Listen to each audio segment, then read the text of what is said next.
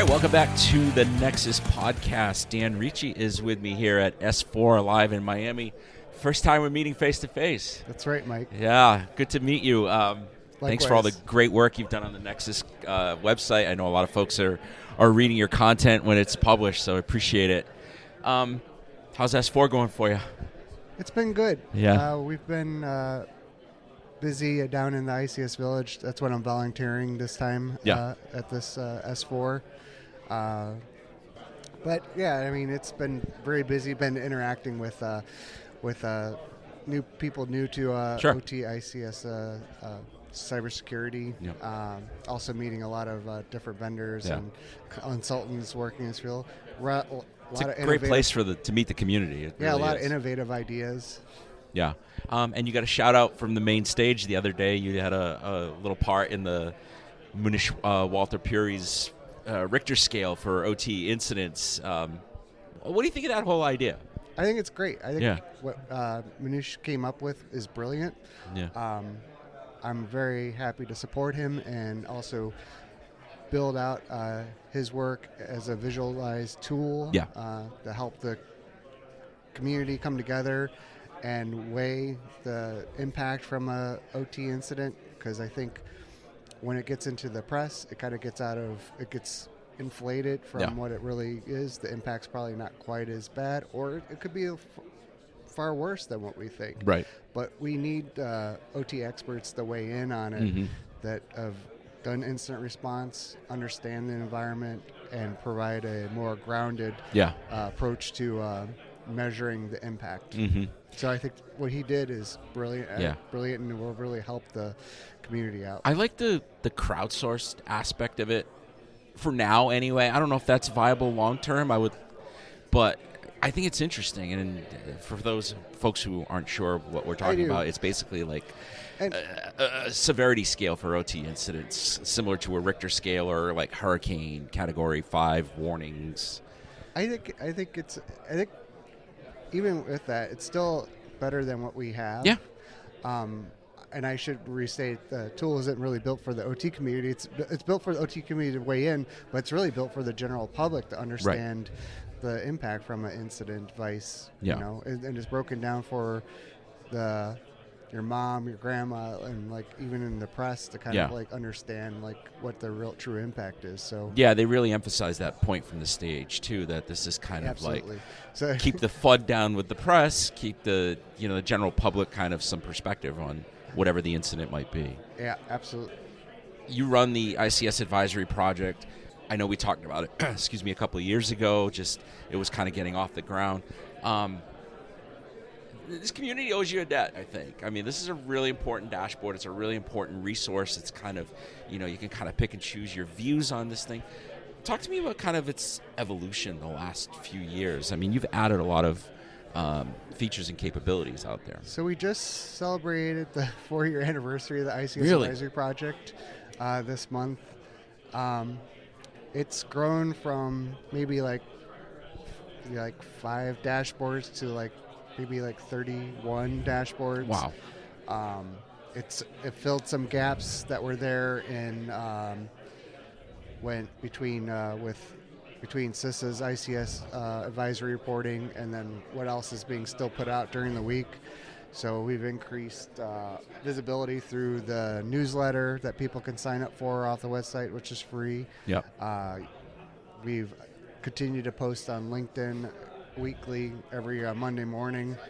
Sometimes there's some delays. It's literally like a 15-hour to 20-hour side project. Yeah, I was going to say this is not a trivial amount of work. So I think it's going to get a lot easier here soon. I think with some of the capability that you can do with AI, coding with AI will really help us move it on to like ICS AP 2.0 and actually make a slicker dashboard, much more smoother UI, UX for users. Mm-hmm. Also look at expanding it out to a on-premise capability so people can use it behind the firewall and not have to worry about exposing what they're looking at online through a web application by visiting the website. Because I think people I think asset owners can look at it, but I think there's also probably some concern about, how and who's connecting to it, during the time frame, and who's actually watching the website. And I mean, I that is always like a concern I kind of like have with like it's there. It could be used for good and bad, and that's what's always kind of like the deal with any sort of public release of vulnerabilities. Right. I don't pair together the exploits with the vulnerabilities on there, even though there's a lot of there's other companies that do vulnerability intelligence that do provide it, and it's good insight and everything, but it also provides like a perfect like target package for an adversary to kind of start putting together. It's like, oh, now I got like my payload of cyber weapons to use against these target sets. So there's two ways to look at that. Dual use tool, right? Absolutely. Yeah. I mean, it's a good open source tool. I've tried to incorporate it a little bit in some of the CTF challenges I've participated in, so it exposes people to it as a viable resource. I had a good conversation with some of the vendors and made them aware that it's a tool that they could use in some of their own research that they do. I mean, that was my next question. Have you heard of like any unique use cases for like what are people doing with it? So it is used in SOCs. Mm-hmm. It's really? used in, That's awesome. Security operations centers for monitoring, because I think it's developed a reputation as being a reliable source of information. I always link back to like the original OEM report, so they can, if they want to verify like what they see on the dashboard is actually the same thing that's in the report. That's kind of because I want to maintain the integrity of data as much as possible. Right. Take me through some of either the most recent dashboards or some of your favorites that you like. What are some of the most kind of viewed or most used? In the past year, I added a metric dashboard off of the main ICS Advisory Project dashboard, and that kind of gives you like the difference between last year and this year's ICS advisories that were put out by CISA. It's just that one's just primarily dedicated towards the CISA advisories. But the dashboard that I think is one of my favorite that's growing is the other certs and vendor advisories dashboard that covers the gap. Okay. And it covers like all the different vulnerabilities that are coming out of like a lot of German vendors that aren't always covered by CISA, like covering like the ABBs, B&R Industrial Automation, Bosch.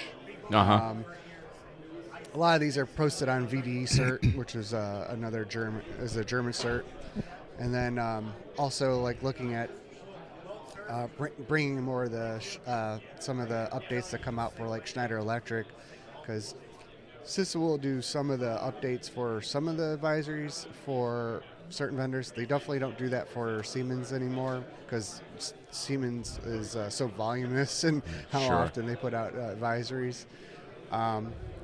Also, another feature that I really like is showing the correlation between the CVE that is appearing in one vendor's advisory, like which I find in like the other certs advisories, and then showing up in different CISA ICS advisories that aren't matching between the vendors.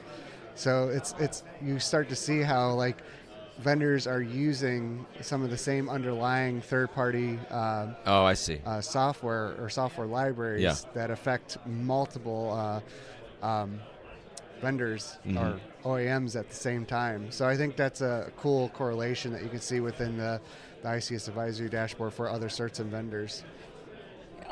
This may not be exactly in the purview of the dashboard, but like, what's your take on like the quality of advisories or completeness of advisories in terms of like versioning or getting the right product name versus what's actually being sold by the vendor kind of thing?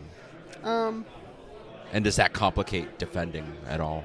I try to normalize it as much as I can to make that not an issue. I mean, I go back and look at what was originally reported by, this is more of something when I do more normalizing on the CISA advisories. Yeah. And then I have to do that even with all my other certs and advisories to make sure I'm doing that as well. Right.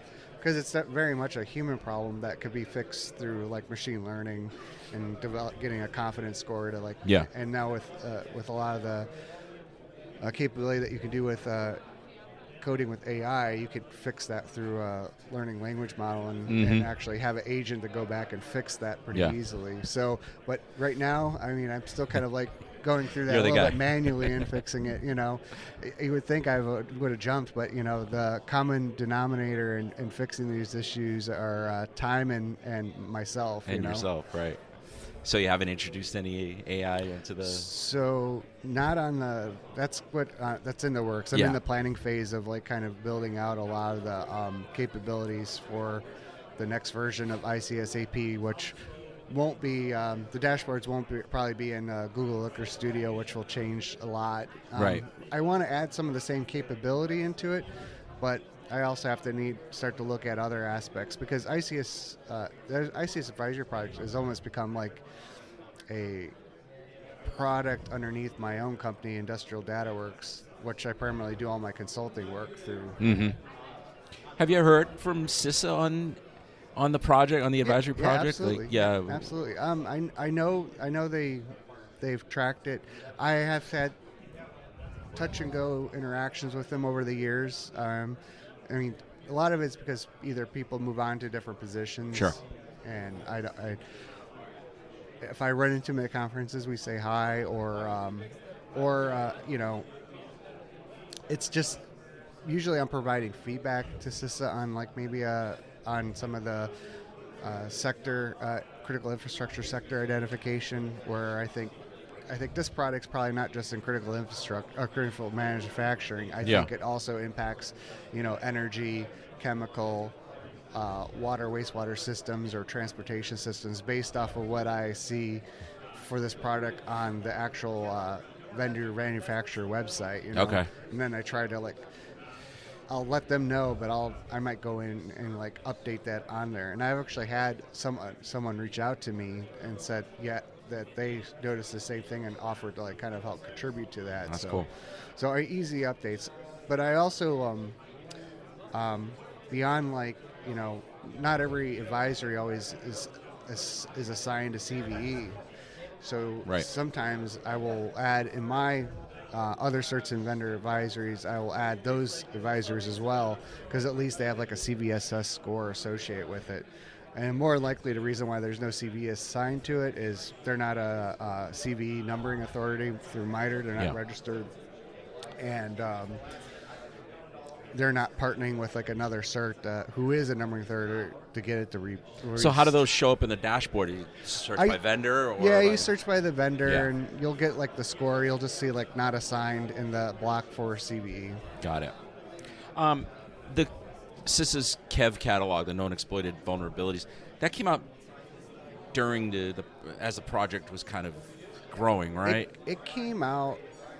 It came out before, probably a little bit before. Right before, okay. Yeah, and there is a whole separate KEV catalog dashboard set that I had built for it. Okay. For that, I think there's like 2 or 3 dashboards associated with that.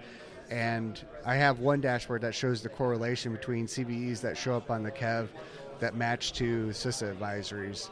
And when I see that, I'll try and flag that and put like a note right away. Otherwise, I'll put it out at the end of the week in the weekly summaries if I find it. I've also started doing that with all the other certs and advisories. So if I see like, oh, wow, you know, there's these 2 CVEs that were released for these other certs and vendor advisories that are on the KEV, and then I'll flag those and put those in the weekly summary so people are aware that it's more than you know.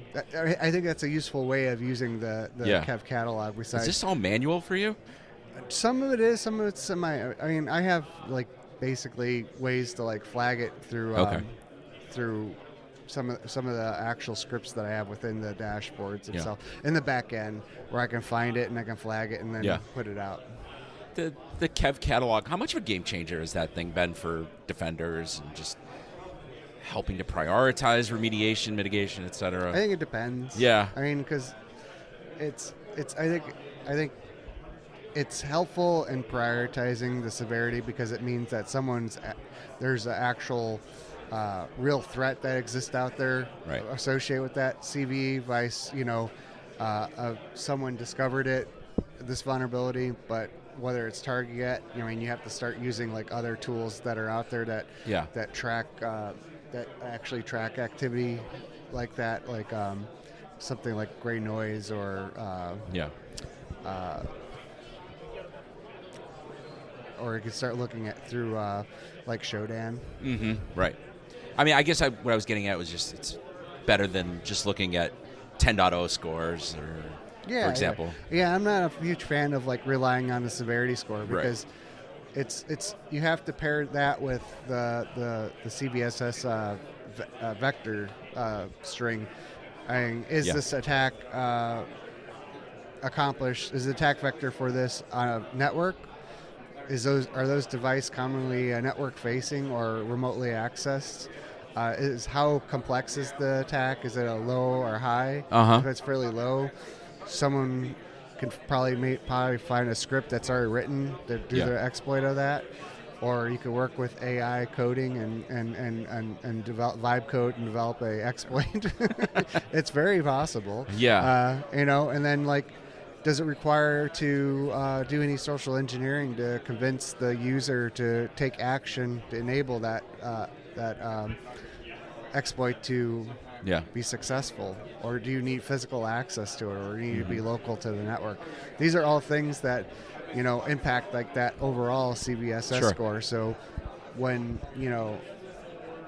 a asset owner is like evaluating how vulnerable that really is, they have to look at it in context to their OT environment.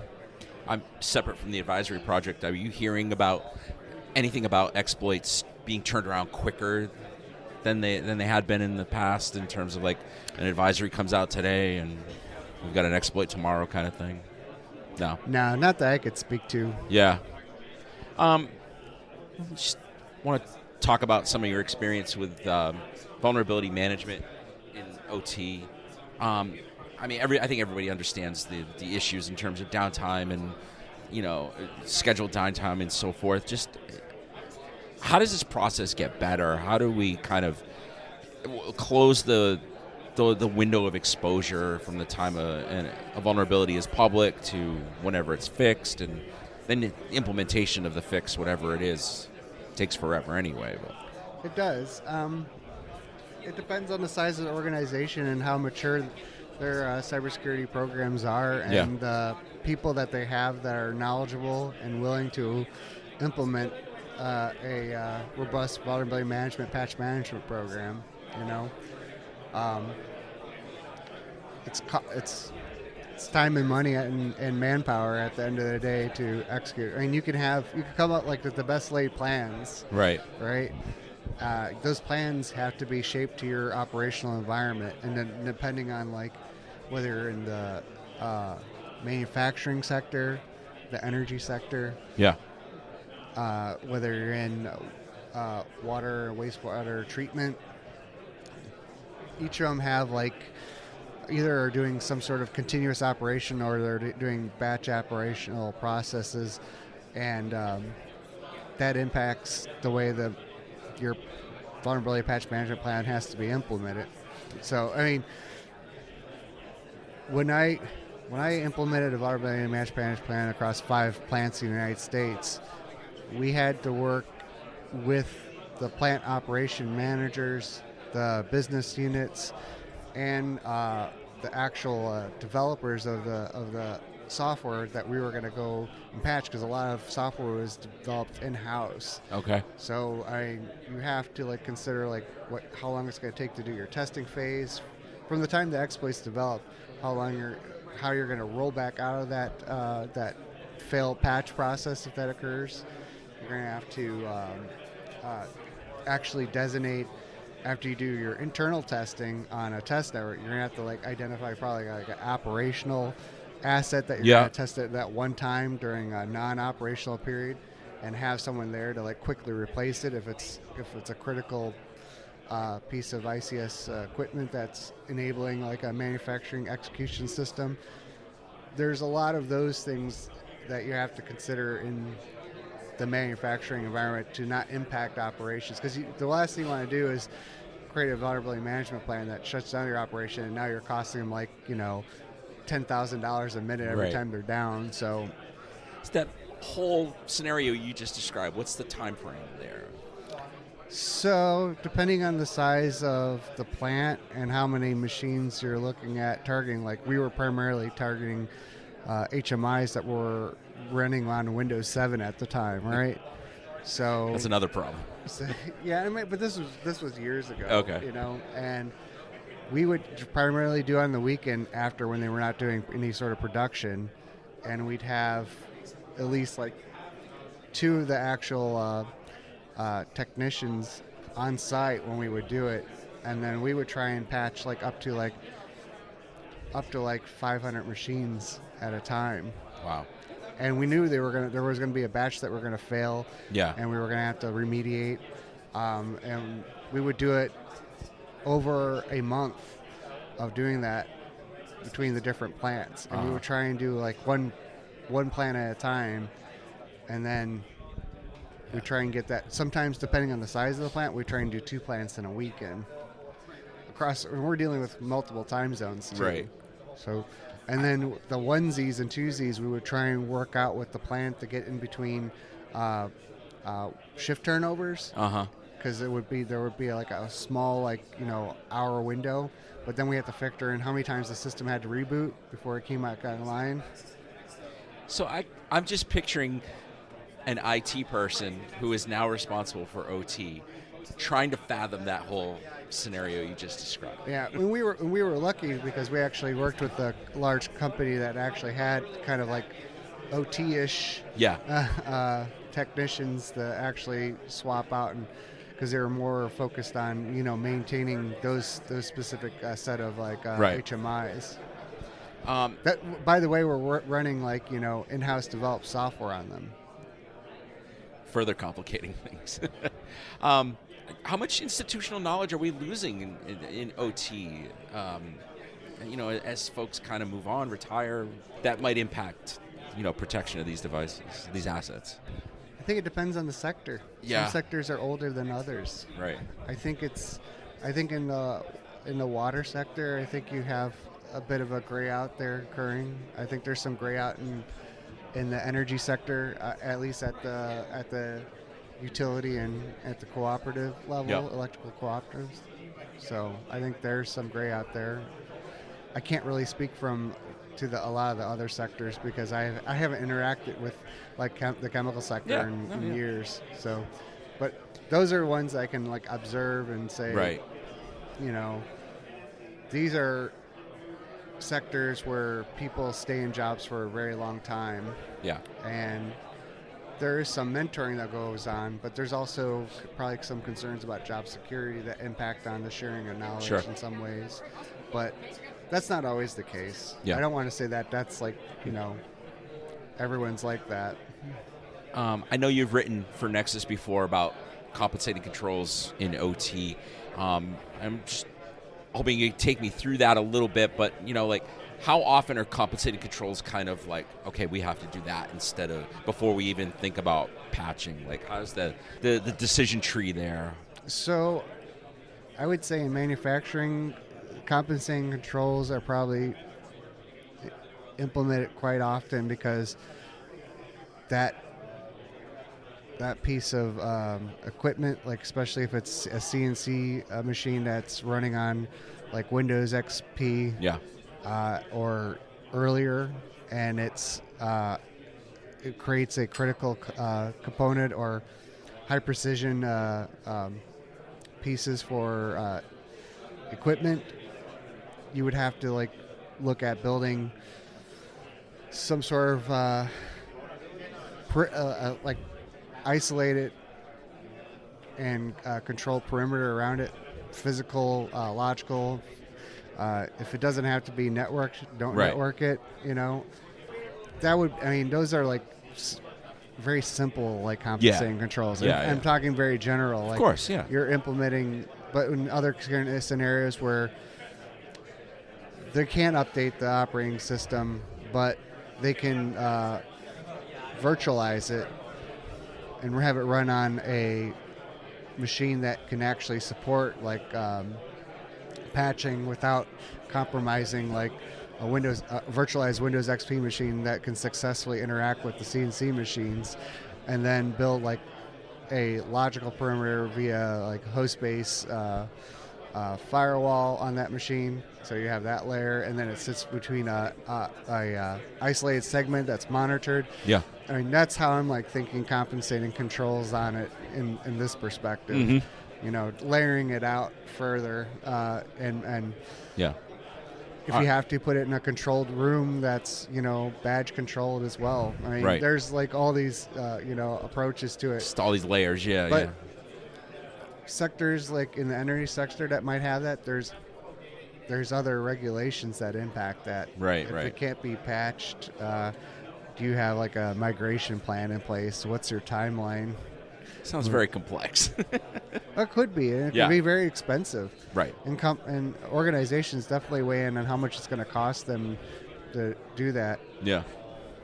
So final question. What characterize like the ideal vulnerability management team, so to speak? Like who should be involved from your experience in this process? Like are we just talking about OT security? Are we talking about engineers? Like, so depending on the organization and how big it is, you should definitely have your operations involved, your operations management, because it will impact them.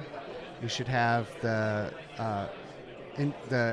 your OT engineers or your process control engineers or your instrumentation and control engineers involved, because they know like the ground truth on how that piece of equipment operates, the PLCs, the limitations, the time it takes to reboot it, or if not, whether they have firmware backups of that system, the documentation of the configurations are there. Because a lot of this is all about doing security without breaking it.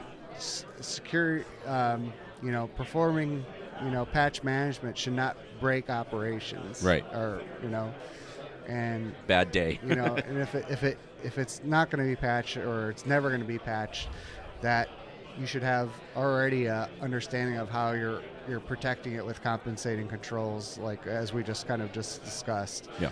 So, you know, it's not solely, you know, the cybersecurity professional that's working in the OT environment developing the vulnerability management plan. He's doing it in parallel with, you know, operations, the business unit, the software developers, if it's in-house developed software, the engineers that work with the equipment day in and day out, because all their input and knowledge is valuable to ensuring that vulnerability patch management plan is successful, right, and you avoid any system outages, right, and impact the operations, or you break your crown jewels and then you got a business. Right. And then you're likely fired. Yeah, I mean, because everyone's gotten. You know, you don't want to end up like that plant in Texas that got ransomware, and they basically had to go out of business because there was no backup for their. And I think they manufactured steel. Right. All right, Dan. Great to see you. Thank you so much for coming on. Thank you, Mike. It was a pleasure. Man. Take care. Thanks.